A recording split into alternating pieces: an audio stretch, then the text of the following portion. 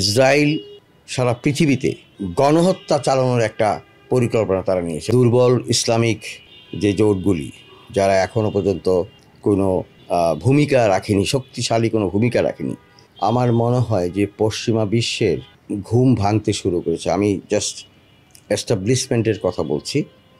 পশ্চিমা জনগণ কিন্তু, পশ্চিমের জনগণ, সারা পৃথিবীর জনগণ কিন্তু এই ইসরায়েলি নৃশংসতা, বর্বরতা, গণহত্যার বিরুদ্ধে কিন্তু তারা রাস্তায় নেমেছে। এবং আমি দেখলাম যে ইতালিতে ধর্মঘটের ডাক দেওয়া হয়েছে।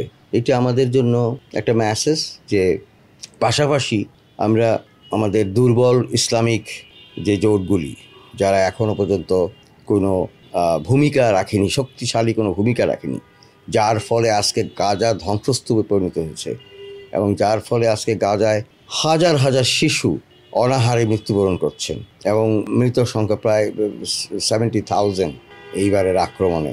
তো এই বিষয়গুলি কিন্তু আমরা যে ইসলামিক রাষ্ট্রগুলি, যাদের উচিত ছিল এর বিরুদ্ধে প্রতিবাদ তৈরি করা, সামরিক ব্যবস্থা গ্রহণ করা, কারণ আপনারা জানেন যে এর মধ্যে তারা কাতারে হামলা করেছে এবং আরও মুসলিম দেশ আক্রান্ত হওয়ার সম্ভাবনা আছে। ইরানে তারা হামলা করেছিল।